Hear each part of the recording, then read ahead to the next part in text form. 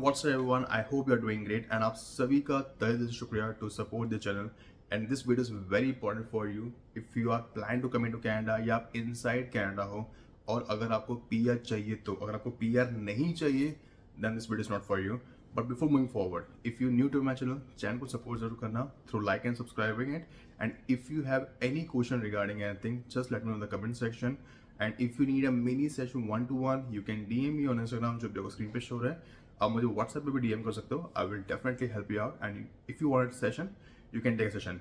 So this is the report by the Canadian government by the IRCC जो अभी temporary residents के लिए है, जो पीआर होल्डर के लिए है। आई जस्ट वांट आप इस रिपोर्ट को देखो and you will get an idea कि अगर मैं कनाडा के अंदर होता हूँ means if I am inside Canada या अगर मैं अभी 2024 में 25 में कनाडा जाता हूँ तो मेरे कितने चांसेस है इन terms of getting into the PR pathway.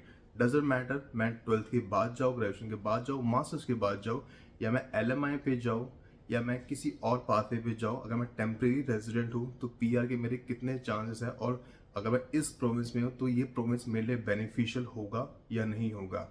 So before moving forward video को लाइक जरूर करना। सो एक न्यू रिपोर्ट है by the IRCC. The IRCC new report highlight a big change for Canada temporary resident visa TRV impacting international students, workers, and asylum seekers over the next 3 years.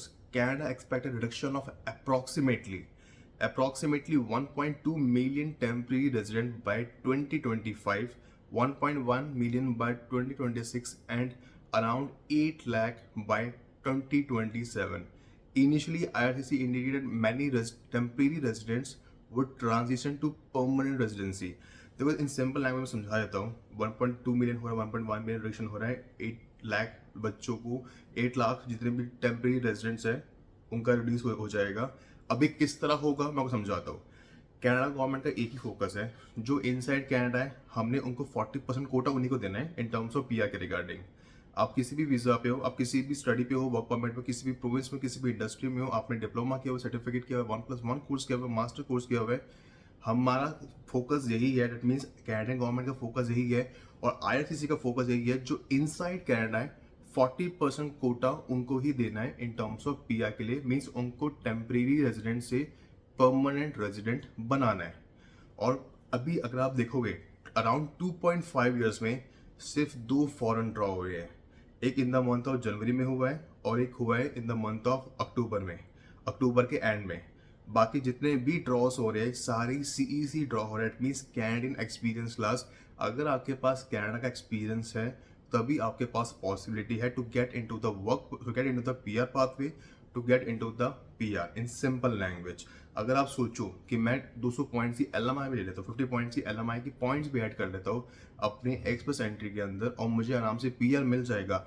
I have those clients also जिनका 539 score है, 520 score है, 540 score है, 510 score है, 498 score है, 495 score है, लेकिन वो उनके पास सीसी का एक्सपीरियंस नहीं है, उनके पास कनाडा का एक्सपीरियंस नहीं है and they are not able to get into the PR pathway. उनको पीआर नहीं मिल रहा।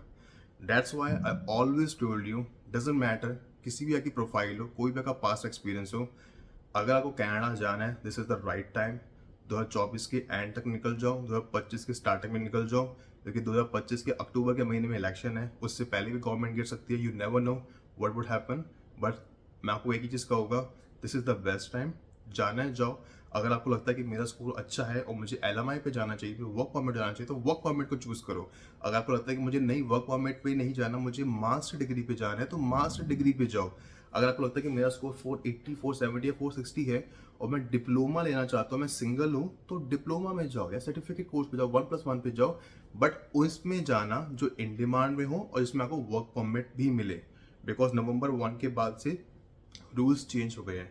अगर आप इन डिमांड कोर्स में हो, अगर आप ग्रेजुएशन लेते हो, अगर आप मास्टर्स लेते हो, अगर आप प्रोफेशनल कोर्स लेते हो, जिसकी डिमांड है, जिसकी वैल्यू है, उसी में ही आपको वर्क परमिट मिलेगा। And always choose public college, public university, तभी आपको वर्क परमिट मिलेगा। Never go into the private colleges. अच्छा, बहुत लोगों के माइंड में, बच्चों के माइंड में क्वेश्चन होता है और बहुत बच्चे ना मुझे एक चीज़ पूछते हैं, बच्चे तो नहीं होगा, स्टूडेंट्स का होगा, मैं सबको, कि ना एक ऑन्टारियो में एक जगह है मिसागा या ब्रैम्पटन या ऐसी वैसी जगह सरी में है, वहाँ पे ना कुछ इंस्टीट्यूट्स खुले हुए हैं और वो ना एक हफ्ते में, एक महीने के अंदर ना सर्टिफिकेट कोर्स प्रोवाइड कर रहे हैं, लाइक वेल्डिंग का, प्लम्बर का, कारपेंट्री का। रिमेंबर वन थिंग, ये अगर आपको ये चीज़ें प्रोवाइड कर रहे हैं, इन सर्टिफिकेट्स की कोई वैल्यू नहीं है। रिमेंबर वन थिंग, इन सर्टिफिकेट्स की कोई वैल्यू नहीं है। आपको प्रैक्टिकल स्किल्स करवा रहे हैं, वो दूसरी चीज़ है। यू विल लर्न समथिंग, वो डिफरेंट चीज़ है। बट आप सोचो कि मैं वहाँ पे सर्टिफिकेट ले लूँगा और मुझे सर्टिफिकेट की वैल्यू होगी और मैं आगे ट्रेड के अंदर फाइल लगा दूंगा, कैटेगरी बेस में लगा दूंगा, स्किल बेस में मैं फाइल लगा दूँ, मुझे पीआर मिल जाएगा, तो पॉसिबिलिटी नहीं है। अगर आपको करना भी है तो मिनिमम 6 मंथ्स का कोर्स करो, but always choose the public college या पब्लिक यूनिवर्सिटी से ही चूज करो। और बहुत सारे कॉलेज यूनिवर्सिटीज ऐसे भी होते हैं, अगर आप ओपन वर्क परमिट में हो तो आप ऐसे ऑनलाइन कोर्स में जा सकते हो, जो ट्रेड कोर्सेज में जा सकते हो, लाइक सीएनसी हो गया, फायर के टेक्नीशियन हो गया, या प्लम्बर का हो गया, कारपेंट्री का हो गया। You have to check the that university और कॉलेज वेबसाइट। आपको स्टूडेंट सेक्शन से बात करनी पड़ेगी। अगर आपको कुछ इश्यू आता है, you can contact me also, I will help you out. लेकिन आपको वहाँ पे बात करनी पड़ेगी और देखना पड़ेगा कि वो कोर्स अवेलेबल है या नहीं है, क्या मैं उसके लिए एलिजिबल हूँ या नहीं हूँ, या मैं वो कोर्स कर सकता हूँ या नहीं कर सकता हूँ। But always go into the public one, never go into the private one. जो आपको एक हफ्ते में, महीने में दिलवाए ना, उसकी कोई वैल्यू नहीं है। जीरो वैल्यू है, zero value. You will just waste your money. तो कोई बेनिफिट नहीं होगा आपको इन टर्म्स ऑफ पीआर के रिगार्डिंग या पॉइंट्स को ऐड करने के रिगार्डिंग, कोई बेनिफिट नहीं होगा। और इस तरह के कोर्सेज, इस तरह की चीज़ें ना लॉयर एजेंट्स बहुत बेचते हैं, आपको खुला चूतिया बनाते हैं, तो बनना मत। And this is the new report by the Canada government, by the IRCC. जो टेम्परेरी रेजिडेंट है, जो उनकी वीज़ा टारगेट है फ्रॉम 2025 से लेकर 2027 तक, अगर आप इसका ओवरऑल अराइवल देखोगे तो ओवरऑल अराइवल है 2025 के अंदर वो है 6,73,650, 2026 में है 5,16,600 एंड 2027 के अंदर है 5,43,600। सो अब इसमें लाइक बाइफरकेट भी किया हुआ है इन टर्म्स ऑफ वर्कर्स की कितनी टोटल नंबर्स है, इंटरनेशनल मोबिलिटी प्रोग्राम में जो आएंगे उनके कितने नंबर्स हैं, जो टेम्प्रेरी फॉरेन वर्कर्स है, लेट मीन्स जो एलएमआई पे आते हैं, उनकी कितनी वैल्यू है, वो कितने लोगों को टारगेट किया जाएगा, दैट मीन्स कितने लोगों को इस साल बुलाया जाएगा, और जितने भी एलएमआई मिल रही है, मीन्स जो वर्क परमिट अप्रूव हो रहे हैं वो सिर्फ मीडियम वेज और हाई वेज में हो रहे हैं। अगर आपके पास लो वेज की एलएमआई है, इवन प्री अप्रूव्ड एलएमआई भी है, और आपको लगे कि मैं उसमें वर्क परमिट कर लूँगा, मैं फ्लैग पुलिंग भी कर लूँगा, मेरे पास विजिटर वीजा है, टूरिस्ट वीजा, मैं कनाडा चला जाऊँगा, मैं फ्लैग पुलिंग कर लूँगा, I will give you surety, not मैं श्योरिटी नहीं दे रहा, मैं वो गारंटी दे रहा हूँ, आपका वर्क परमिट नहीं होने वाला। कोई एजेंट कुछ भी बोले, कोई कंसल्टेंट लॉयर कुछ भी बोले, नहीं होने वाला। इस तरह के स्कैम बहुत होते हैं। और देखो, एक स्कैम ना ये भी होता है कि बहुत सारे बच्चे होते हैं, बस लोग होते हैं जो नेपाल से, पाकिस्तान से, इंडिया से, या कहीं किसी मिडिल ईस्ट कंट्री से एलएमआई पे जाते हैं, और वो किसी लॉयर से कांटेक्ट करते हैं जो कनाडा में बैठा हुआ है, किसी भी सिटी के अंदर, किसी प्रोविंस के अंदर, और वो कंपनी भी जेन्युइन होती है, कंपनी भी लेजिटिमेट होती है, उनकी वेबसाइट पे सब कुछ है, और लॉयर भी लेजिटिमेट है, और आपको लगता है कि हाँ सब कुछ जेन्युइन है, मैं इसको पे कर देता हूँ, आपको 70-80% अमाउंट पे भी कर देते हो, और वो आपको ये बोलता है कि हम आपको करवा के दे देंगे, सब कुछ करवा के दे देंगे, और फिर बाद में आपको वो नहीं करवा के देता, आपको वो चीज़ें नहीं करवा के देता, आपका फ़ोन पिक करना बंद कर देता है, या आपको कुछ भी हेल्प नहीं करता, आपको मीन्स आपको वर्क परमिट भी नहीं देता। तब आपके माइंड में आता है, तब मैं क्या करूँ कि मैं उससे पैसे निकलवा सकूँ। देखो, remember one thing, buying LMI, selling LMI, it's illegal.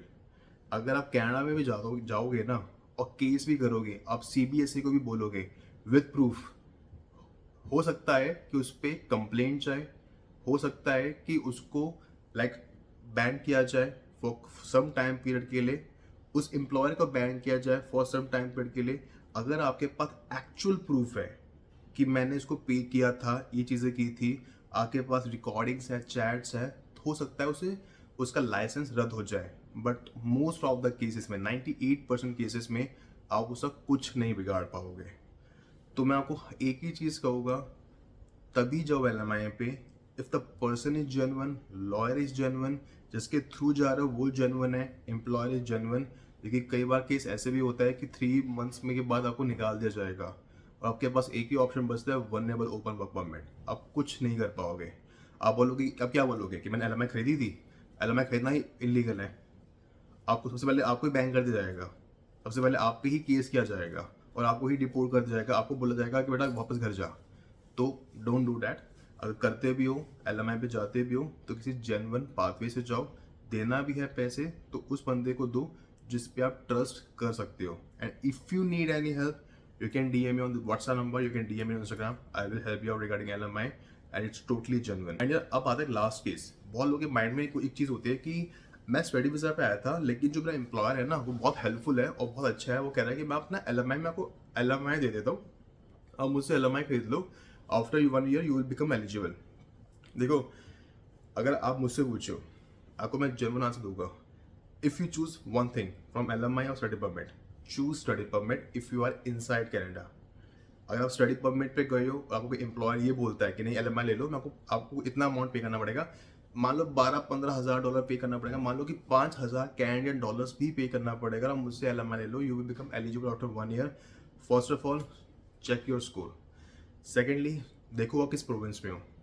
तीसरी मोस्ट इंपॉर्टेंट चीज़, आपका जो स्कोर के रिगार्डिंग कह रहा हूँ, आपका CRS स्कोर चेक करो, अपना PNP स्कोर चेक करो, और जिस इंडस्ट्री में आप हो या जिस इंडस्ट्री में आप वर्क करोगे और जो आपका NOC कोड है और जो आपका कैटेगरी है, जॉब पोजीशन है, वो आती है, वो इन डिमांड में है भी या नहीं है, आपको कितने पॉइंट्स बनेंगे. और सबसे मोस्ट इंपॉर्टेंट चीज़, मैं वो एक ही चीज़ कहूँगा, आप स्टडी परमिट पे हो तो स्टडी परमिट को ही कंटिन्यू रखो, LMI पे मत जाओ, क्योंकि LMI it's a close work permit. आपका जो एम्प्लॉयर है ना वो आपकी मार लेगा, ठीक है, आपसे ज़्यादा काम करवाएगा. बाय चांस आफ्टर 3 मंथ्स बोल दे कि मेरा रेवेन्यू नहीं हो रहा, और उसका पहले बात तो LMI ऐसे मिलती भी नहीं है. पहले CBSA वाले या IRCC वाले पूरी उसकी चेक करते हैं कि उसकी फाइनेंशियल कंडीशंस क्या है, कितना टैक्स पे कर रहा है, उसको एम्प्लॉयज़ की रिक्वायरमेंट है भी या नहीं है, उसके बाद कितने एम्प्लॉयज़ है उसके पास, उसको फॉरेन एम्प्लॉय की रिक्वायरमेंट है भी या नहीं है, उसको LMI देना चाहिए भी देना चाहिए, ये सारी चीज़ चेक करते हैं. फॉर एग्जाम्पल को LMI मिल भी जाती है, मान लो 3 महीने बाद निकाल दिया जाए, क्या कर लोगे? And you have only one option, vulnerable open work permit, and वो आपको मिलेगा 1 ईयर का. 1 ईयर का, एंड 1 ईयर में आप सिर्फ एलिजिबल होते हो, you are not become PR holder. Getting eligible means eligible होना is a different thing, PR मिलना डिफरेंट थिंग.